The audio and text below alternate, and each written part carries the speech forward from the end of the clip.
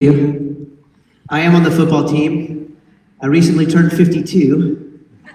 I was not at the game or the practice prior, but I was at the first practice, and I'm still feeling the pain. So I don't know how these games are going to go, but I might be limping through the campaign cycle. I'm Tommy Snyder. I'm running for GCISD School Board Place 5.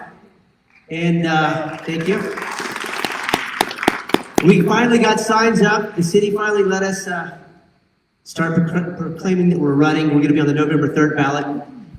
Myself and President Trump will be running on November 3rd. There are pictures of my opponent on Facebook kneeling for a BLM rally.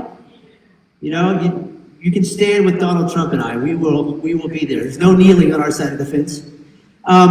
Real quickly, I just want to tell you guys, you know, I've got an 8th grader. He's going to Colleyville Middle School.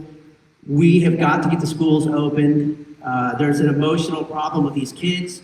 My son was crying when I left, and I think it's time for us to all start rallying towards getting the schools open. Thank you, guys.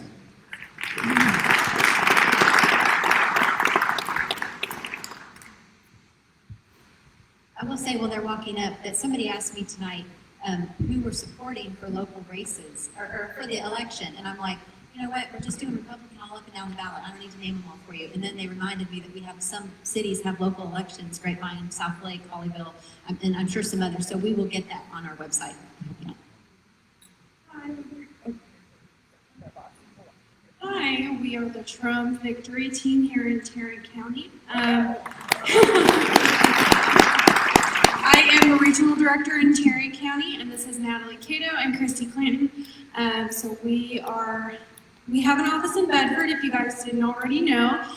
We have yard signs there, so please feel free to come by. Here, I'll let them. It's on 1701 Airport Freeway, Suite 1809, but I recommend just putting in Big Shots. It's a restaurant that's next door because I'm pretty sure the office is actually Narnia. No one can ever find it. So just put in Big Shots, and it's at the Craft Outdoors building. You'll see lots of Trump signs. But we have 50 days left until the election and 20 days left to register voters. So we're desperately recruiting volunteers. We're passing around some clipboards. Miss Molly Maddox has them. If you'll just put on there legibly your name and you don't have to put your full zip or your full address, just put zip code and we'll contact you. And anyone that's interested in volunteering, I have a car full of yard signs. If you want to come talk to me and you're serious about it, I'm a free Trump yard sign, and then I have almost groups for everyone. And then We've got lots of events going on. We do multiple block walks every weekend, multiple phone makes during the week. So we've got lots of ways to volunteer, and we really need your help. So anything you guys can do would be great. make it fun. Yeah, we do. And tomorrow, really quick, we are going to have Taco Tuesday and Bone Bake at our office in Bedford. And we have a fun surprise for whoever gets the most calls. So, yes. Oh, it's from 5 to 8. Sorry. Yes. Thank you. Thanks, ladies. Okay, if you are on the board for True Texas Project, would you please come up here? Oh, I'm sorry, are you a candidate? Yeah. You know what, you just make it from right where you're at. I want to announce tonight that I'm running for governor in 22. I'm announcing early because I've got a lot of Texas to cover.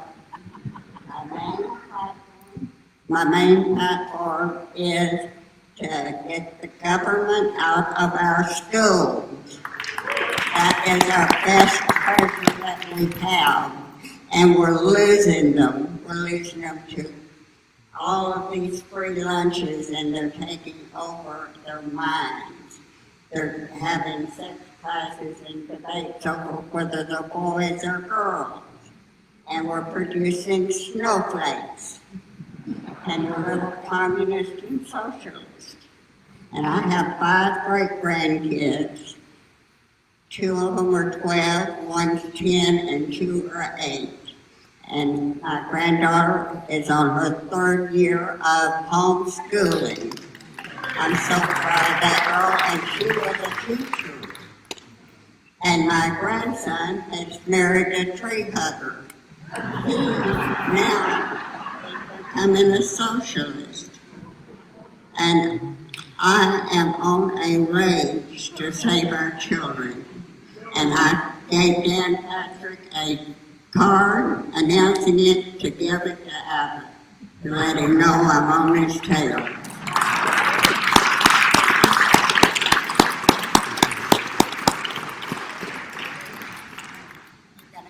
I don't know anybody that doesn't like Pat Williford, so I think Abbott's in trouble. That's great. Okay, now, board members, would you please come up? If you are in the audience and you are one of our board members, Charlie, Fran, my husband played football and he ain't here.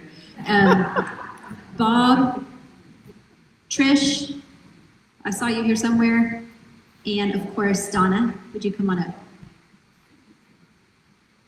Who are we missing? Alan is always flying, he's a pilot, and we're missing Fred, and I think that might be it. Is that all we're missing? Okay. Okay, so we are gonna recognize Donna Smith tonight as she gets up on the stage. As soon as she teaches her husband how to help her. Okay, so Donna and Bob have been with True Texas Project since we started in 2009, okay? Donna has served as the secretary of our board this entire time, and she has stepped down. So we are very sad to see her go, but we wanted to recognize you. So Fran has something for you. Why don't you show them what that is? It's really pretty.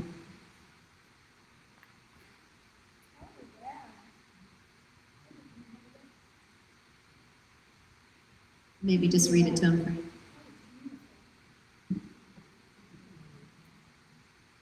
It says, True Texas Project, Donna Smith, True Texian, TTP Secretary, 2009 through 2020.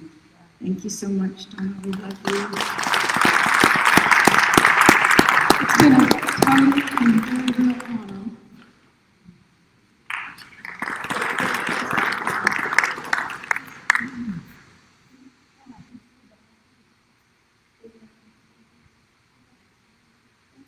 Scott, where are you? Come take a good picture of Donna and the board. So while he's coming up to take a picture of Donna, we want you to know that Trish on the end here just joined our board as our new secretary. So welcome Trish State to the board of True Texas Project.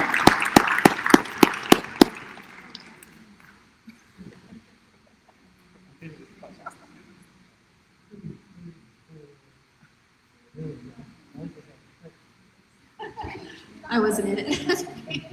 Thank you so much, Donna. Y'all, thanks. I don't even know what to say. You've been awesome.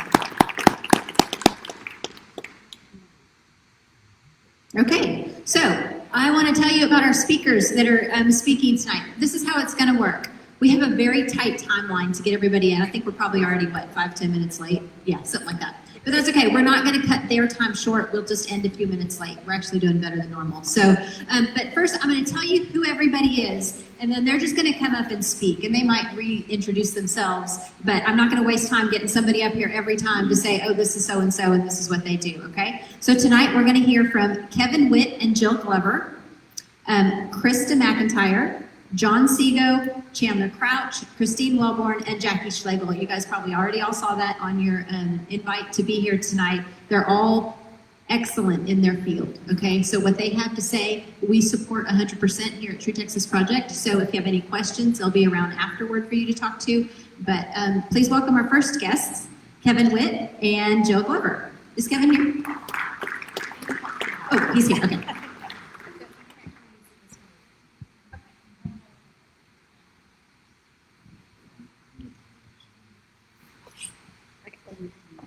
Good evening, how are you all? Kevin is in the parking lot, I believe. So he and I were going to share the time, so hopefully by the time I finish my part, we'll be here. I am Jill Glover, and I am the State Republican Executive Committee woman for Senate District 12.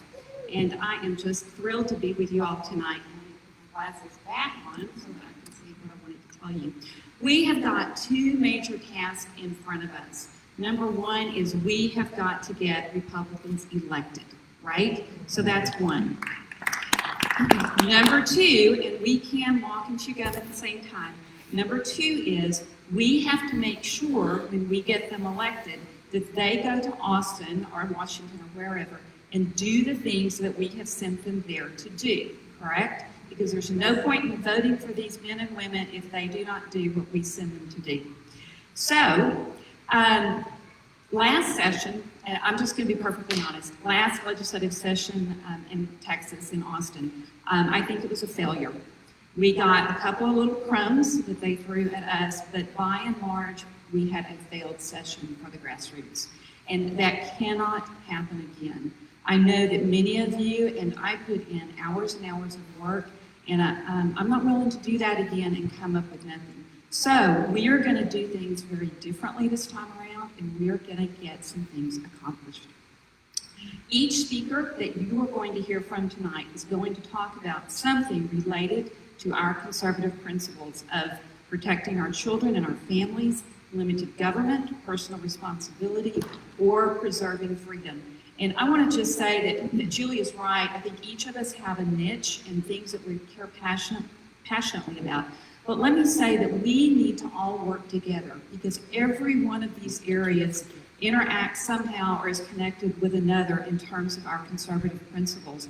And we simply do better when we all work together and we all make our voices heard. So please, I encourage you, if you are an activist, don't just be a single issue activist. Let's help each other out. And the 2A people, let's help the children and family folks out, etc.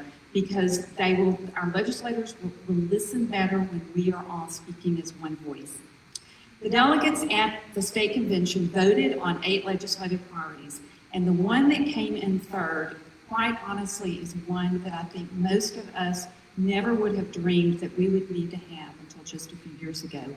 The third one is banning cross-sex hormones, puberty blockers, and surgery that removes healthy body parts in children and adolescents. And again, what world are we living in that we have to actually pass a bill for that? But we do. And in March, on our Republican ballot, we had a ballot proposition with this particular issue, and it got overwhelming support. It was like 94%. And so we know that Texans are now caring about this. We're listening to the news. Just in our own backyard, the reason I think that this issue is all of a sudden so prominent is because of the case of little James Younger. And I know everyone here has probably heard about the little boy, he's 8 years old now, whose mom is a pediatrician, and he thinks that he should be a girl. And so there is a clinic affiliated with Cook Children's Hospital here in Dallas called the Genesis Clinic, and they will start young children on puberty blockers before they hit puberty. They will also give cross-sex hormones. They don't do surgery, but they do the other 2 things. And so this bill is aimed at banning that practice. We would love to have it for young people under 21 because brains don't stop developing until age 25, but at least we want to get it for those who are 18 and younger. And Kevin just walked in. I'm so excited to see you. Come on up, Kevin. I would like, and actually I am just going to turn it over to Kevin here for just a minute. In addition to James Younger, Kevin has got some personal experience with this particular issue as well, and I would like for him to tell you just a little bit about why this bill is so critically important. Hello. I went to the wrong location. I didn't tell him. Oh, you didn't? Good. So you guys, it's really important that we make sure that this bill can be authored and passed in this next session. We have a huge problem in America with pediatric gender transition. That it takes place at the Genesis Clinic here at the Children's Hospital, but there's a number of other clinics across the country that do the same type of therapy, quote unquote therapy. And so if you have, for example, a little boy that's 5 years old, and he ran around the house in high heels, and his mother says, "Oh, well, I think he is supposed to be a little girl." she can take him to the Genesis Clinic and he can undergo social transitioning. Then when he turns 8 years old, he can begin cross-sex hormones. So if he's a little boy, he would take estrogen to make him develop breast, hip growth, those types of things. And then when he's 15, he would go ahead and have the sexual reassignment surgery. Now, the reason this is a problem is because it is child abuse. And it is not only child abuse, it is child torture. And it's legally happening in the state of Texas. We're supposed to be a conservative state, and we're allowing this to happen. And I think the biggest problem is that all these parents and people and citizens are not aware that it's happening. They're not aware that the Genesis Clinic exists. It's hidden inside the Children's Hospital. And I am someone who lived for 20 years as a transgender woman. So I lived as a woman, and then 6 years ago I found Jesus Christ, and he set me free. But I lived with this torment of gender dysphoria. And so I know what it's like to actually feel that you're trapped in the wrong body. However, when you're 5, I'm not sure that you know what that feels like. I chose to transition whenever I was probably about 16, and I just socially transitioned. Then whenever I got in my early 20s, I took hormones. Now, the reason it's not good for a child to take hormones is because here's the lasting effects. It's gonna, when you stop taking hormones, it still affects you for the rest of your life. I still live this day with effects from hormones, and I will live for the rest of my life with it. And so people are not taking that into consideration. And so we need to stop this in the state of Texas. We need to stop it in this whole country. And the first place that we start is by going to the school board and getting comprehensive sex education out of the school board. That's child indoctrination. And then also making sure that this bill passes. We want to put the Genesis Clinic out of business, in this state and across the state. So you guys, I'm short on time here. If anybody has questions or whatever, feel free to come up to me and ask me questions or anything. I'm more than happy to answer any questions you have. Kevin, thank you so much. And I want to just add to that, I'm a licensed counselor and I don't practice anymore, but I can tell you from a psychological point of view, 90% of kids who have gender dysphoria as a child resolve it by their early 20s. And so there is absolutely no reason for any of these practices to be going on. Now, interestingly enough, the American Medical Association, the Texas Medical Association, the American Psychological Association, the Association of the School Counselors have all come out with position statements in favor of gender affirmation therapy. And it is wrong, wrong, wrong. But I will tell you, the people who make those decisions in those associations are usually a very small group of activists. And they are not the majority of your counselors in Texas, probably not even the majority of your doctors. But I will tell you, a lot of professional people are afraid right now. They are intimidated by these professional organizations if they're still practicing. And so many of them will not speak out, but some of them will, and I will speak out.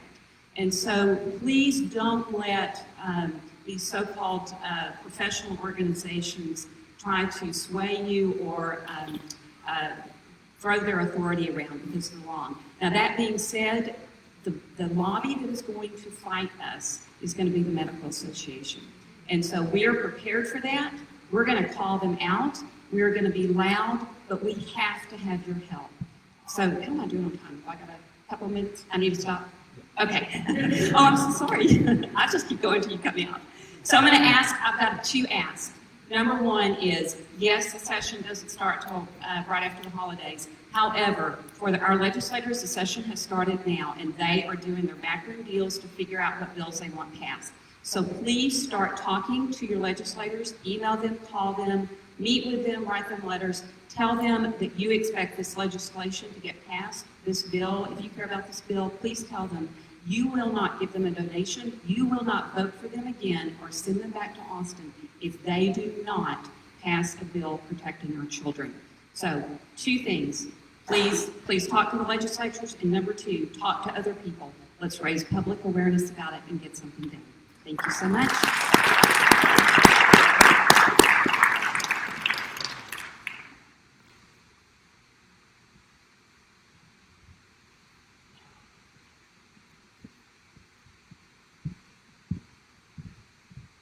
Hello. For those of you who don't know me, my name is Krista McIntyre. I'm the Director of Family Rights Advocacy. We help out families under CPS investigation, and we also lobby for CPS reform. Many people do not know how it gets started, so I'm going to explain that really fast. I actually started out as just a mom, just as every mom with Texans for Vaccine Choice. The first session, we were a group. We killed 17 bills. And after that, many of Texans for Vaccine Choice members started asking me specifically questions about vaccines and CPS. What started out as a small group, just answering CPS questions regarding vaccines, turned into family rights advocacy. To date, myself and our advocates have helped out over 500 families without an attorney.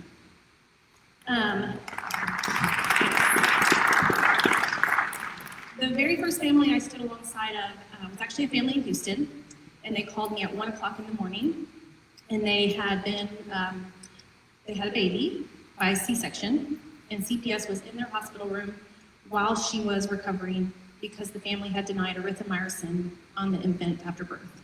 For those of you who don't know, erythromycin is eye goop that they put on the infant's eyes to prevent an STD if the mother has an STD. This mother, number 1, did not have an STD, and number 2, she didn't have a vaginal birth, she had a C-section. There was no reason for this medication. However, the physicians wanted to give the baby this medication, and since she said no, they called CPS on her. When the family had called me, they had already caved and given the infant the medicine. So most people would think, okay, we're done. CPS investigated this family for 4 months, and at the end of the 4 months, CPS had seen their children naked, they had taken pictures of them, they had asked the parents to submit to a psychological evaluation, they had been in their home, and they marked off several other unnecessary boxes to investigate this family. After that family, I decided that I couldn't turn a blind eye, that what would happen if this family had a criminal record? What if this family had spanked their child too hard one time? What happens to those families? This family was perfect, and they were harassed for 4 months. So over the last 5 years, like I said, we've helped out over 500 families, and we have discovered a ton of due process rights that are not being followed, constitutional rights that are not being followed, and those things need to change. So when session comes, hopefully, we will be working alongside of other groups to fulfill those needs for families across Texas. Families have to know their rights, they have to be given due process rights, and they have to be given constitutional rights, and currently they do not. I am so glad I got to talk after the last speaker, because one of the investigations that I had was for a family who was denying their child gender transition. They were under CPS investigation for medical neglect and for emotional abuse. They were my first family not to get a rolled out. They got an unable to determine. An unable to determine means that they were put on the child abuser registry. So when people think they have to do something wrong in order to be under investigation by CPS, that is far from the truth. They just have to not agree with what the government decides is good for your children. The services that the family denied that CPS was offering were gender transition services and counseling for the parents to accept these gender transition services and to essentially transition their child. The child was going through lots of therapy with the family's choice service provider, and the department was not happy with that. So when we think of our rights and all these individual organizations that are protecting those rights, CPS is the way to get those rights violated. If you don't want your child on medication, but the department decides they want the child on medication, you can be under investigation for medical neglect, and you can be put on the child abuser registry. If you homeschool, that's a problem for CPS. They find that they want you to take a psychological evaluation to see that you're sane and you're capable of homeschooling your children. For the naysayers of my organization, I just want to say one last thing and then I'll be quick and be done. There are a lot of people out there, when I tell them what I do, they say, oh my gosh, CPS is here to help the children. I don't understand why you'd be fighting against them. And I just want to say that I would not exist, and family rights advocacy would not exist, if the department was providing the help that they say they're helping. So if you want to know more about family rights advocacy, you can go to our website at familyrightsadvocacy.com, and we have a booth out there with some free stuff to take home. And if you sign up to be a member, you'll be signed up to get email legislative updates over the session. Thank you so much.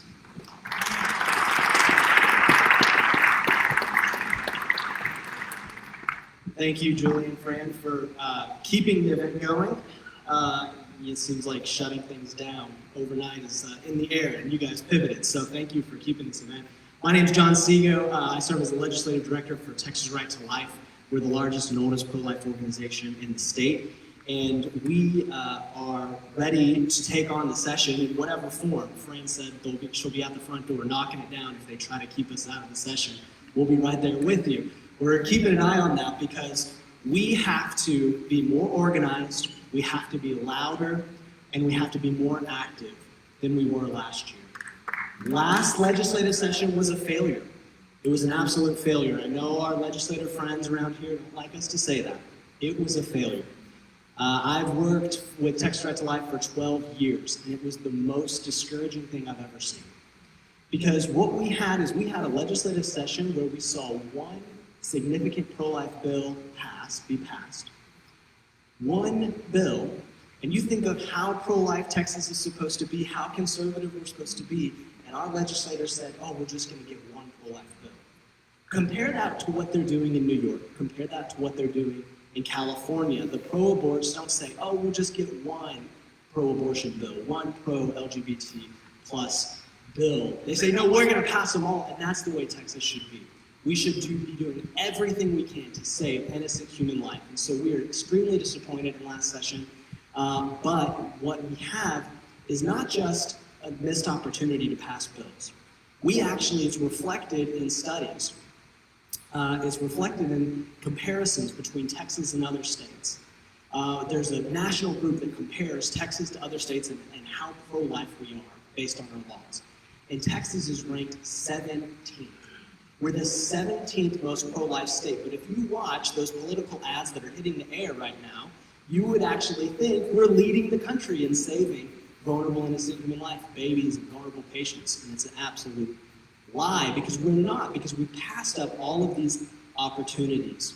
I work in the Capitol every day with our legislative team. In last session, I heard excuse after excuse of why we can't pass strong pro-life bills. And if we're going to get over that, we've got to work together and we've got to be bold and clear in our message. So going into next year, Texas Right to Life, my organization, we have two goals. Our first goal is to stop abortion, and our second goal is to stop euthanasia. The first one, to stop abortion, is we're going to pass a bill called the Texas Abolition Strategy. The Texas Abolition Strategy.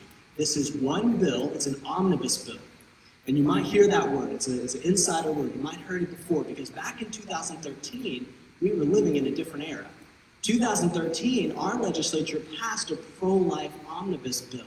You might remember Wendy Davis, anybody remember her? She tried to stop that pro-life bill, but we had a strong governor, we had legislators who would stand up, and we kept going back. And all of you, I'm sure many of you showed up in the Capitol, and that's what we need to do again. Is we need this pro-life omnibus bill that will save innocent human life and will actually make Texas at the forefront of leading the legal attack on Roe v. Wade. So let me tell you what the Texas Abolition Strategy is. This is one piece of legislation that kind of lays out the roadmap for how we're going to do this. How are we going to overturn Roe v. Wade? How are we going to get the Supreme Court back in its constitutional box? How are we going to lead the fight? And so what it does is this omnibus bill has three major pro-life policies. It's one bill with three policies in it. First, it bans discriminatory abortions and late-term abortions in Texas. That goes into effect immediately. Second, it bans abortions on children who have a detectable heartbeat. And that will go into effect later. So it's kind of, we're setting out a roadmap. We're going to pass these policies and they're going to go into effect at different times. So then we ban the abortions on children who have a heartbeat. And then at a third date, later down the road, we have putting in Texas law that we are going to outlaw all elective abortions in Texas at a future date, set date. What this is going to do is this is going to lock us into our pro-life commitment, because some of our legislators have forgotten why we're pro-life. They think that we're pro-life just to do a little bit. Pro-life just here to not too loudly, but just say we want to protect life. No, we need to commit to what the goal is. Why are we pro-life? Because abortion is evil. Because abortion is murder. And we need our legislators to go on the record that they're with us to all the way to stopping every single elective abortion in Texas. And that's what this Texas abolition strategy does. It's one omnibus bill that we need to cut out all of this debate between this legislator and that legislator about which pro-life bill is the best.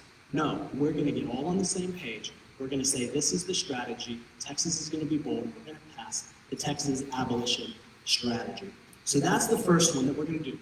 If you're a kind of lawyer, nerd, you're interested in the details, how does this work? How does it work with precedent? I'd love to talk to you. We have some handouts and some flyers at our table out in the hallway to go into more detail.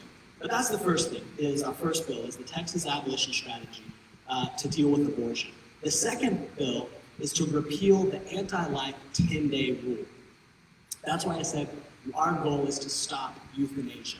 You think that euthanasia is just something that happens over in Washington, Oregon, maybe other countries. No, it's happening right here.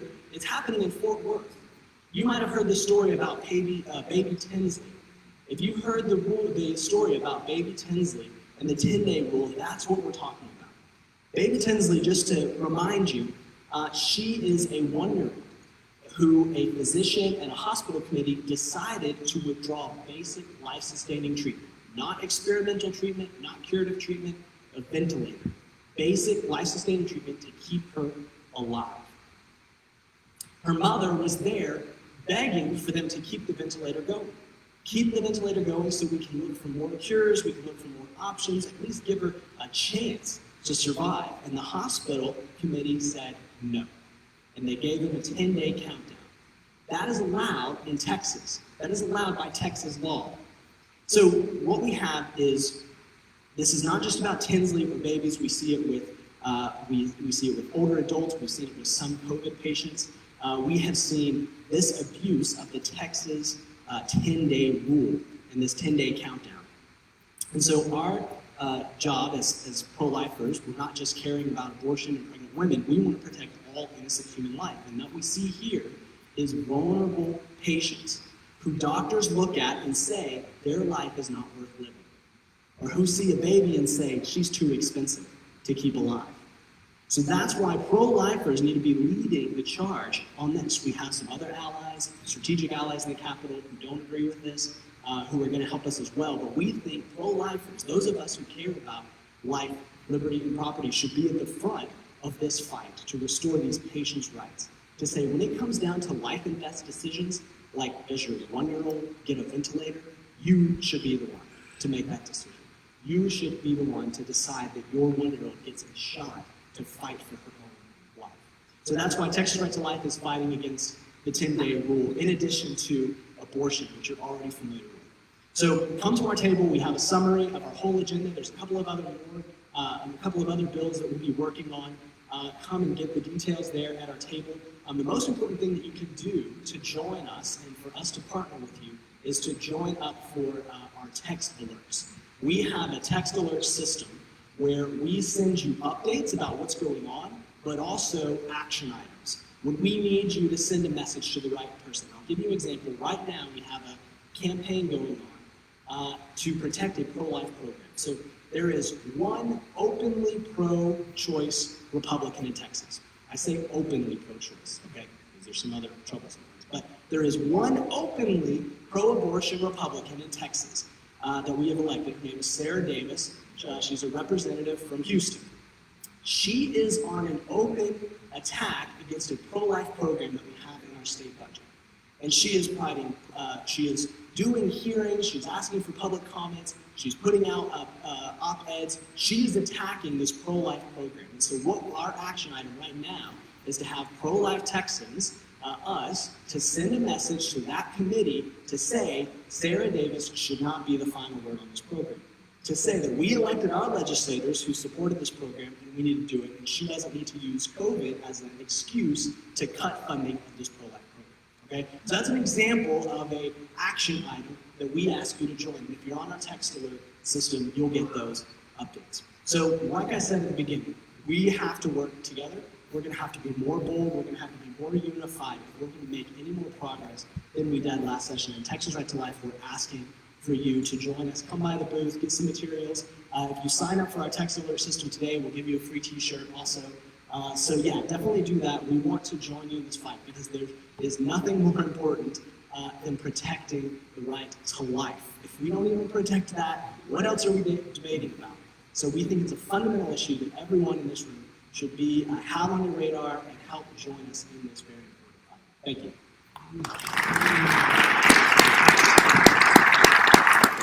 I'd just like to add, I have another citizen action call to action coming out later this week on what John just talked about, Sarah Davis and her committee, and funding the Alternatives to Abortion program. So watch for that.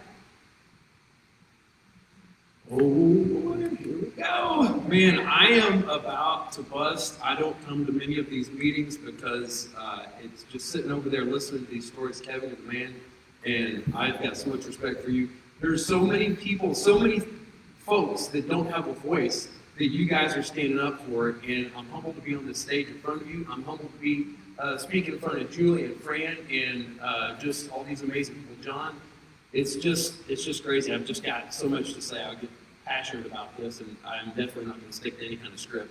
But my name is Chandler Crouch. I'm just curious if I've ever helped you with a property tax related thing. Can you raise your hand? Just curious. Okay, cool. Well, I've got a bunch of videos out there. I've helped, this past year, I helped 20,000 people protest the property tax values, and I did it for free. And the reason is because we've got a pretty big problem here in Tarrant County. And I heard somebody say, I don't want to put words in anybody's mouth, but you may recognize the sentiment here. And I'm not into politics. I don't even like politics. It's just that politics are necessary.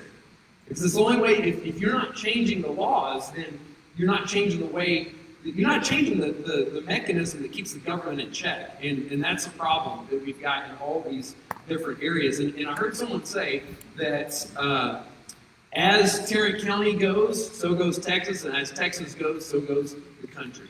And I think what we're referring to here is whether we're a blue or red state, whether we're a blue or red county. And if you can't live in the county because your property taxes are going up, then you can't vote here. And as you can't afford the house, who do you think is going to move in and be able to afford it? California, just recently, was, for the first time ever, they had more people leaving California than coming into California.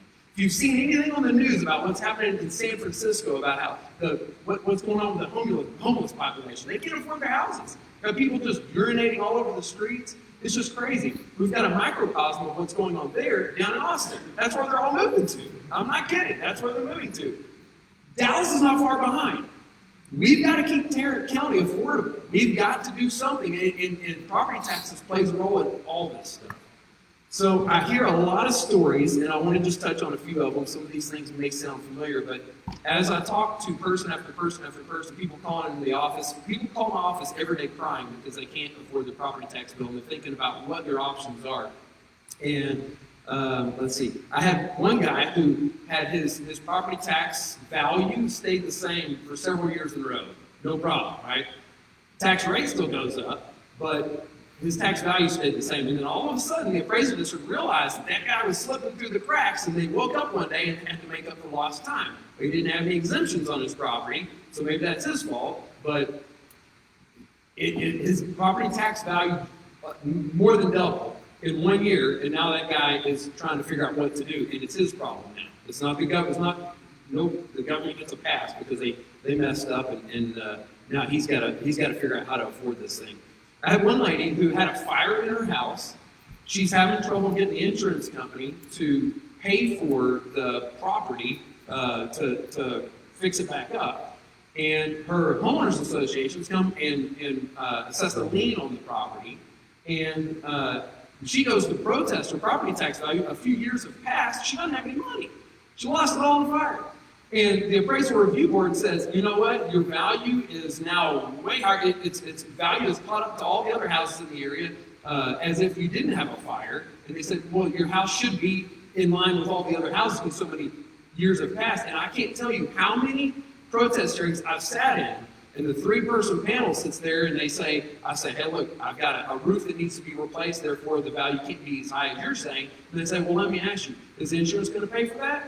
I'm thinking, who gave you the right to say anything about who's going to pay for this? I don't care if it's my insurance company or my rich uncle or anybody else. That's my money, and the house is not going to sell if that roof doesn't get replaced.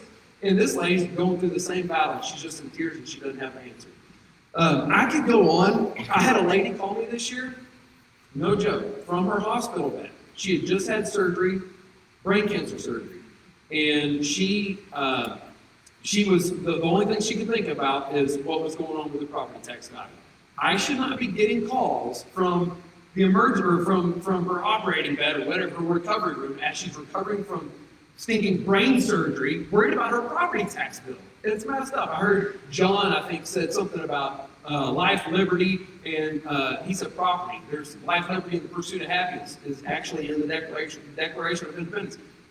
The life, liberty, and the, sorry guys, I'm not into politics, so I gotta get my cheat notes out here. So life, liberty, and life, liberty, and property is talked about in the 5th and 14th Amendments. It was language that James Madison injected into it became amendments to the Constitution. James Madison came out with this. They are now part of our Constitution. And it says that you should not have your property taken away without due process. But that's not preventing them from putting the squeeze on it. It's like crazy. We can't afford our houses. What are we going to do? Might as well be taking it. All right. So I could go into this, but the point is that there are certain inalienable rights that God gives people that came way before the government. And our government is great because they recognize that when they founded the country. And the government's job should be to protect that and not to take it away from us piece by piece by piece. I'm not against taxation. Taxes are necessary. But where are the civil rights people for the folks that can't afford their property tax bill that are below the poverty line? Who's fighting for them? I can tell you this. I haven't had one single liberal, one single Democrat, I'm sure some liberal folks have reached out, but not one single Democrat politician has come to me saying, hey man, love what you're doing. Let's talk about what we can do to fix this problem permanently. Not one single Democrat. Who's fighting for the common person that can't afford their tax bill? Who's fighting for them? The Democrats propose something that their policies don't solve. But you guys are fighting for their rights without them even knowing about it. And I don't believe, anyway, I can go soapbox, all sorts of stuff. But here's the deal. As I've gotten deeper into this, there are really 3 levels that we've got to address the property tax issue. The first is your personal level, and that's by you protesting. Okay, and I'm going to give you a couple tips here. Protesting, the number one thing to do, especially in Tarrant County, is if you're trying to do it yourself, go online. They've got a really easy system where you can go online in Tarrant County and protest yourself. I've got tutorials out there that show you how to do it step by step. If you're not going to do it, call a property tax agent. If you don't want to pay somebody, I'll do it for free. I'm not trying to get your business. I'm doing it for free. If you don't want to do that and you want to fight, God bless you. More people need to learn this system inside and out so that we can stand up and help educate our neighbors. So the easiest way to get educated on how to protest your property taxes, if you want to just go all the way with it, is you have a right to observe other people's hearings. And you can learn. You can actually observe property tax consultants' hearings. The guys that, just like me, because people that get paid for a living, they do it professionally, charge up a ton of money for it. You can go observe and learn the tips or tricks there. Find my videos online. In fact, here's something you write down if you want to. If you text protest to 77948, protest to 77948, I give you 3 things, and one of them is videos that teach you how to do it for free. Or you can just Google and find it. I don't care if it's the next thing is, so you can fight it personally by protesting yourself. The second place that we have to fight this is locally, at the appraisal district level itself, okay? So there's a guy named Rich Diott, that is part of Right to Life. He's down there fighting on your behalf and you don't even know about it. Or maybe you do know about it, I don't know. But he's doing incredible work. There's another guy named Gary Losada. And Rich and Gary are down at the appraisal district fighting. They're on the board at the appraisal district trying to change the policies that are unfair that help perpetuate this issue. And I don't know why, but there are people, Fort Worth ISD and Arlington ISD just did a voluntary recall. And if there's such a thing, but there's such a thing in the appraisal district. The two guys wanted to resign. They said, hey, will you recall me voluntarily? The reason why they asked to be recalled is so they can rig up who they're going to fill the seats with. Somebody has an interest in getting people on the board that don't represent you. They represent somebody else's interests out there. We've got to take an active role in figuring out how to get the right people on there. And the only way to do it is to hold people accountable at the local level. All right, I got to skip down. I just want to say, Fran Rhodes on the local level, her and Empower Texas are the number 1 and 2 people to turn to figure out how to get active at the budget meetings on the local level. They're the best. I talk to everybody in property taxes. They're the best. All right, the last is on the state level. The only way we're going to change this permanently is to change the laws. The property tax code itself is the biggest enemy. Matt Krause is the only guy that's reached out to me and said, hey man, let's write a bill together. And he takes ideas, wrote a bill, we got a bill passed. This past legislative session, we've already had meetings. We want to get the property tax cap reduced from 10% maximum increase per year down to 5%. I don't know that he's really signed on to that idea yet, but he sat down, he's like, yes. And last time he said, yes, we got a bill passed. When you see this guy come up for re-election, I want to ask you to vote for him and support those types of initiatives. And I could go on and on and on, but if I stop right now, I'm stopping in time, so I'm going to do that. But thank you so much. Again, I just have to say thank you to Julie for this group and all the work she's done. She was my first Facebook friend ever, and I just realized it the other day. And this is just an incredible thing. I'm humbled to be here. Thank you so much.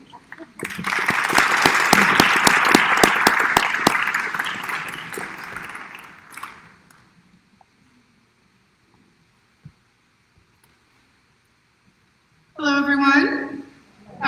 I'm Christine Wellborn. I'm the Director of Election Integrity at Direct Action Texas. And 2020 has been a little bit of a rough year for election integrity, but I would argue it started a long time ago. Did you know that for 25 years, we've had Republican governors in the state of Texas, and not a one of them has put forward a Secretary of State that has gotten confirmed who actually cared about election integrity.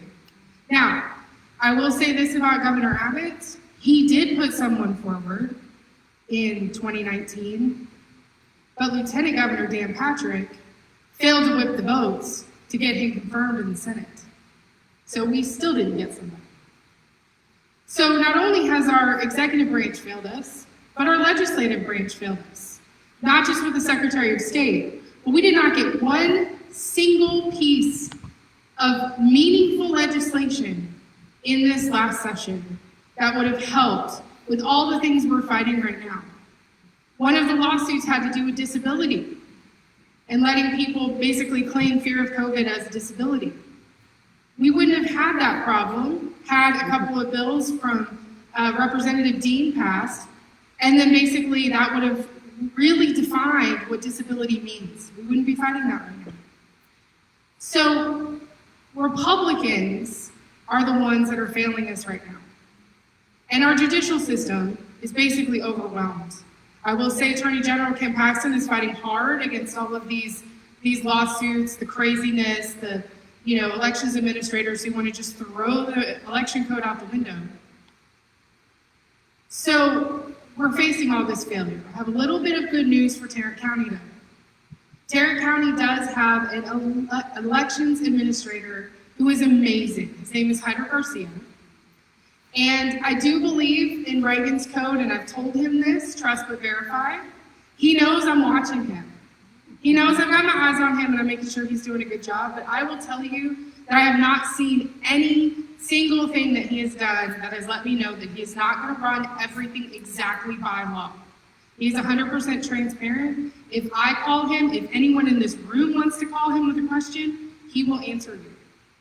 So that is one good thing about Tarrant County. The other good thing about Tarrant County is that Governor Abbott won Tarrant County, which means that with our presiding judges in both our polling locations and our ballot boards, we do have Republicans in control, which means they have final say, final vote. They can override the Democrats at the polling locations. Here's the problem. As Julie said earlier, we don't have enough Republicans to fill the polling locations. So if there's no Republicans there, the Democrats can do whatever they want. And whose fault is that? It's the Republicans. We can't blame everything on the Democrats when we don't step up and do our job. So the first thing that I want to ask y'all to do is I want to ask you to be an election judge or clerk or a member of the ballot board. I want you to do that first. The second thing I want you to do, if you can't do that, and by the way, that's a paid position. Second thing I want you to do is be a poll watcher. A poll watcher you can spend 30 minutes giving someone else a lunch break, or you can spend 30 hours over the course of voting. It's up to you how much time that you can give on something like that, and it's really not that hard. So the next thing that you can do, if you're not able to be a poll watcher, is that you can, when you're block walking, knocking on doors, when you're making phone calls. I think anyone in this room, who has block walked in this room before? Okay, a lot of y'all. I'm sure that y'all have come upon a list where you've got like 7 people at a house and only 2 of them live there. And the homeowners are like, oh, these other people moved away 10 years ago, okay? You don't need to just skip past that information or just mark it off your list. You can actually record that information, keep it, and send in a challenge to that voter registration to the elections department. And I've actually talked to Republican Chairman Rick Barnes about this. He already knows how to do it, and he will help you with it. All you have to do is call him, give him the information, and he will help you with doing that. It doesn't immediately remove them from the voter rolls, but it does trigger basically a way that they will fall off the voter rolls if they don't come in and vote. So the other thing that you can do is you can talk to your friends, your family, your neighbors. You can tell them what they should be doing when they go to the polls, what they should be looking for. When they're voting by mail, please, if someone needs to vote by mail, if you need it, if you cannot go to the polls, if someone is going to be out of the county, if someone is incarcerated and not convicted of a felony, someone is over 65, they can all vote by mail. But please, only do it if you have to. The safest and most secure way to vote is in person. Voting by mail has all kinds of pitfalls, but it would take me all night to tell you what all those are. So what I do want to tell you is our website, directactiontexas.com. And on that website, we currently have 2 guides posted now, which are for voters. One is for voting in person, and one is for voting online, or by mail. Online, oh, that would be horrible. Oh my goodness, I can't believe that came out of my mouth. Voting by mail. Then we also have, coming out tomorrow, we're gonna have one for campaigns and activists on if you are going out and someone does ask you for an application for ballot by mail, or to help with their application for ballot by mail, or any of these other things, it'll give you instructions on how to do that. Those are all on our website. We're also gonna have one for poll watchers. We'll have one coming for members of the ballot board, for election judges and clerks. So we're gonna have everything that you need to know, answers to frequently asked questions and guidance for you. So you can go and it's all there. If you have any questions, all of the information to contact me is on there. But I will tell you right now, I know we all probably don't have a pen out, but it's really easy to remember. It's just Christine, the normal way, Christine. I know, normal, traditional way, I guess. And then at directactiontx.com. But you can also send it to info@directactiontx.com. We also have a hotline on our website that you want to definitely have saved in your phone and ready to go. We have everything you need, all the tools you need are on our website. And if you have any questions, feel free to contact me. But that's the main thing I want to say. I don't have a lot of stuff to hand out because it's all on our website. And I put it on there in PNG format, so it's really easy to print off. Please feel free to print it, share it, email it out to people, whatever you want to do. Please share that information with everyone that you can and get the word out there. Because so many times it breaks my heart when people call me and they tell me they had a problem with their ballot in the polling location, but they went ahead and cast it, and there's no way to take that back and no way to change it. But if they had read the guide, they would have known what to do. So please get the word out there. I want to be able to help everyone I can, and just, contact me if I can do anything else for you. Thank you very much. While Jackie's coming up, I just wanted to make sure everybody had a card so you can follow along with her presentation. If you don't have one, raise your hand and I will bring you on. Oh, wow, okay. Just keep your hand up. Here you go.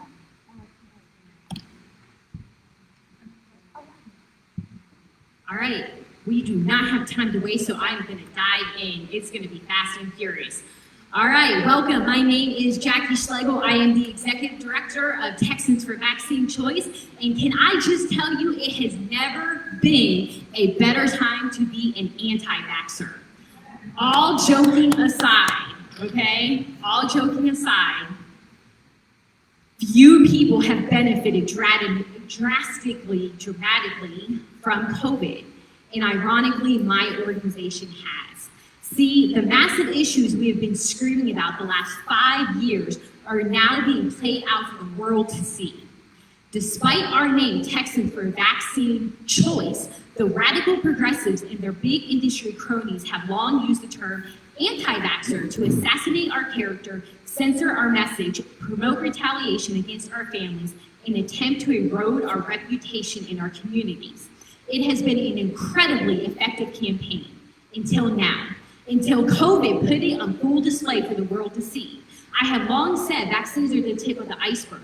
There is no more significant threat to your life, liberty, and freedom than the run-amok pharmaceutical industry that seeks to own your body, mind, and soul. I do not take this David and Goliath story lightly, nor should you.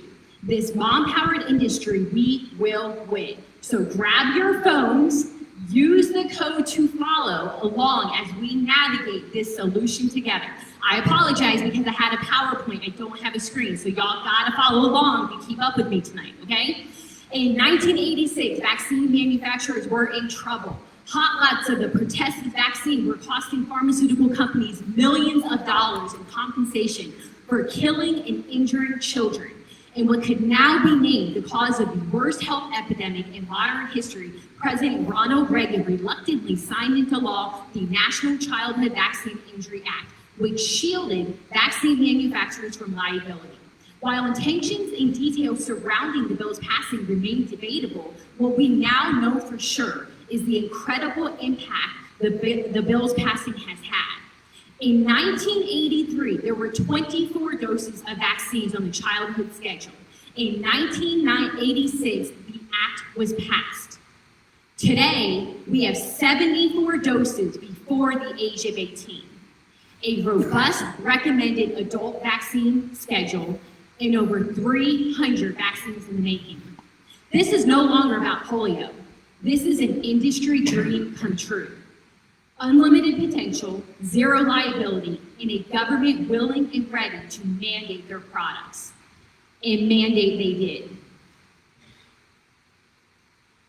In 2015, the industry successfully maneuvered a power play to remove vaccine exemptions for school-aged children in California. Numerous states followed suit with similar legislation, including Texas, which led to our organization's creation. We quickly morphed into one of the largest grassroots organizations in Texas.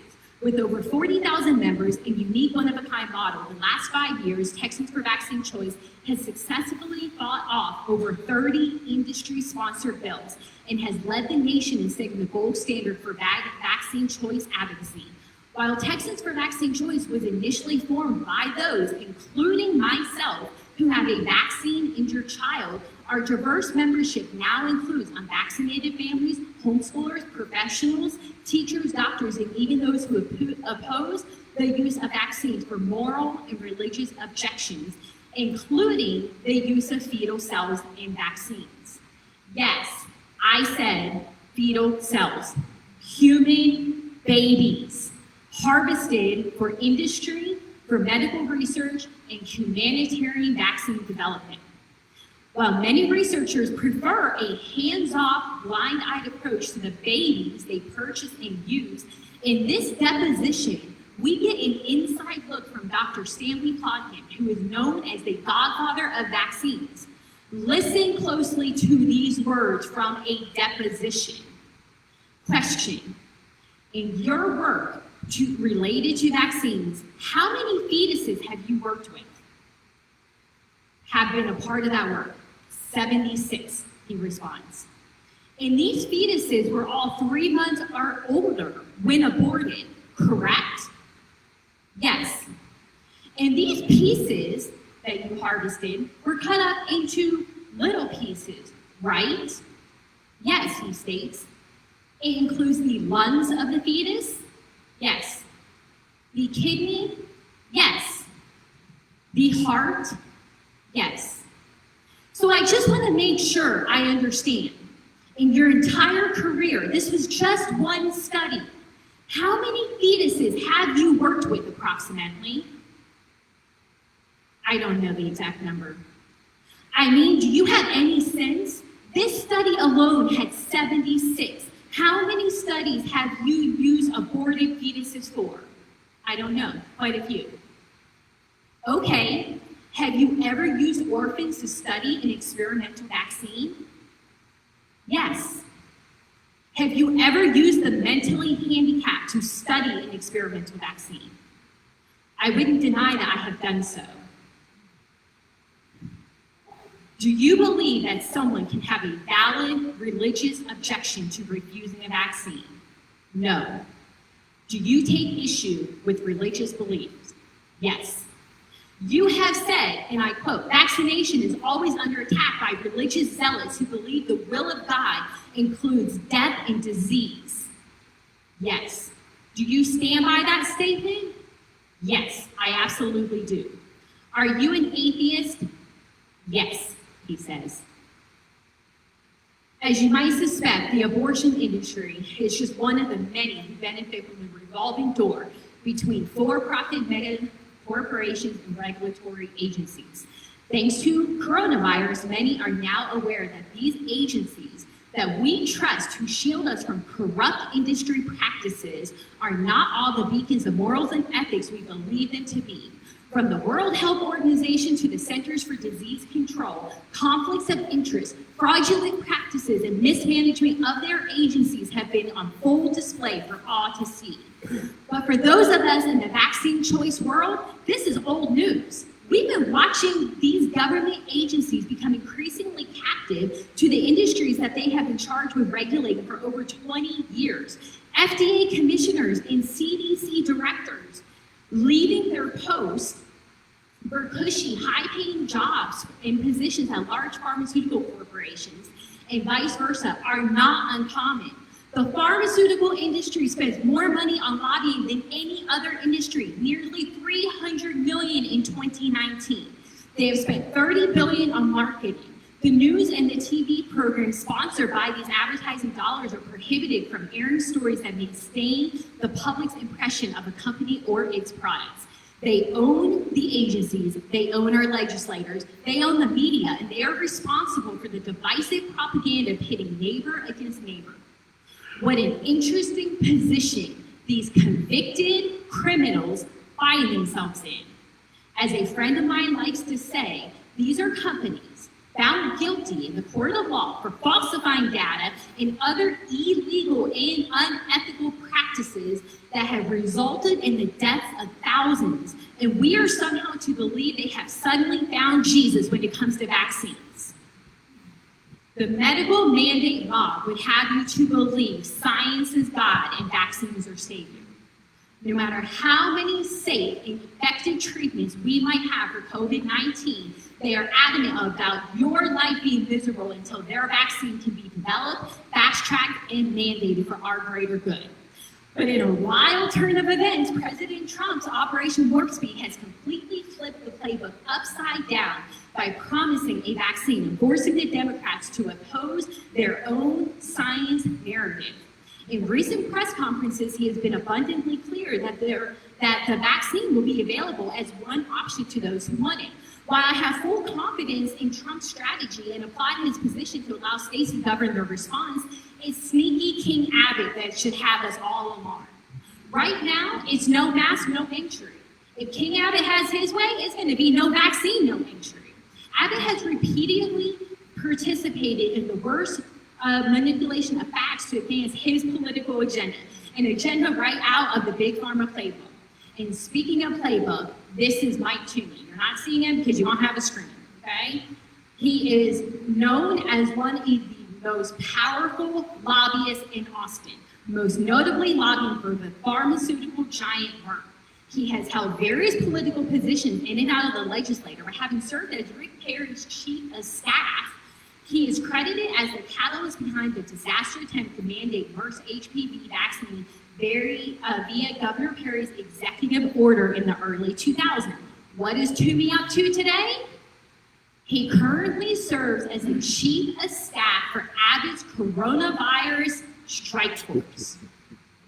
Thanks to this media hype pandemic, questionable and continuously changing data, a governor who has chosen to base his orders on flawed statistics, and advisors who have deep financial incentives, we find ourselves facing the genuine threat of being forced to take a fast-track, poorly tested vaccine to be granted the luxury of resuming normal life.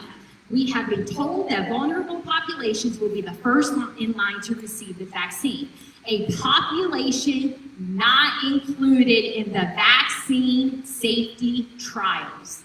While outrageous enough, me and you might be able to skirt around this mandate.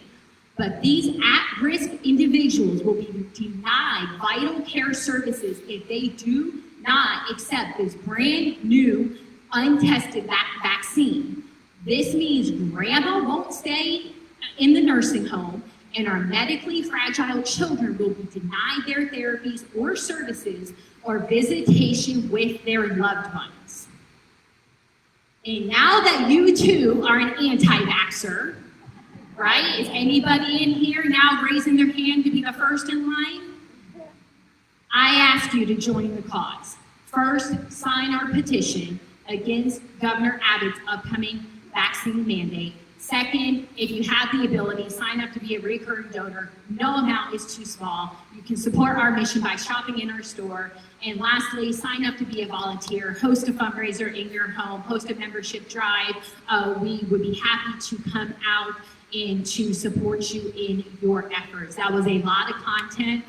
I had to read those notes because I was adamant that you would get the most out of every minute I was up here tonight. If you need this presentation, please go to our website and download it. Thank you.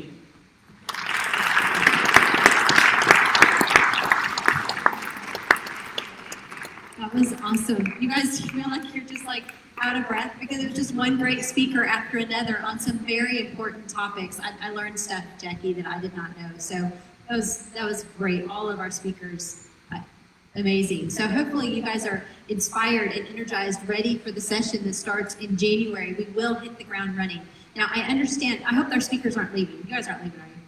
Because we're going to have a little bit of time for Q&A. So if you spoke tonight, if you could just kind of maybe stand right up here in front of the stage, that would be great. But there were a couple candidates that were able to come in late. They were at another function. Are they still here?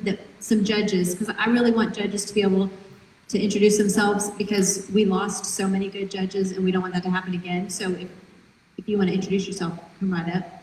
Is that it? I thought there were two that, I guess. It wasn't Alex. I'll be very quick. My name is Chris Wolf. I was a 15-year federal prosecutor here in Fort Worth. I was the deputy criminal chief of the U.S. Attorney's Office in Fort Worth. I was appointed by Governor Abbott in 2018. I'm up for election now. This is my first election, and I desperately need your help. Thanks for in a year. Wow, and he follows the 30-second rule. Sweet, thank you. Okay, no other candidates? Okay, so does anybody have questions? So we've got some of our speakers, I don't see John Seago, I'm not sure. Just be really loud.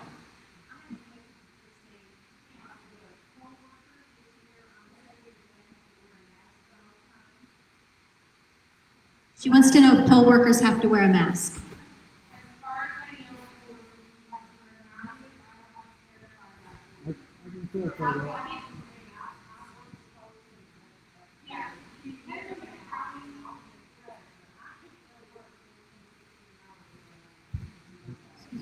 I've worked as an election judge since 2012, and in the most recent primary runoff that we had, we were encouraged to but not required, and voters were absolutely not required. There can be no impediment to their right to vote. And that's in the polling place, even in the building of a mandate. So thank you for that clarification on that one, because I just wasn't sure what they were doing. But not only do voters not have to wear a mask, an election judge can ask them to remove their mask if they need to see their face in order to verify who they are. So just FYI. More questions? Mitchell, I'm gonna try to do this as fast as I can. Yeah, this question for Jill. So we had, what was his name with Texas Right to Life? John, yeah. John's not up there, but Jill, maybe you can fill people in who maybe don't know. So that's Texas Right to Life. Now there's another pro-life group in Texas, Texas Alliance for Life. What can you tell us about them, and how are they different than Texas Right to Life? John just walked in, so I'm gonna let him talk about the difference here, right? He's asking, what is the difference between Texas Right to Life and Texas Alliance for Life? Oh my, okay. Yeah, so we have fundamental differences in philosophy, first of all. Texas Alliance for Life is filing amicus briefs in court defending the 10-day rule that we talked about, that said a doctor gets to take a ventilator away from you and your loved one. So they're on record defending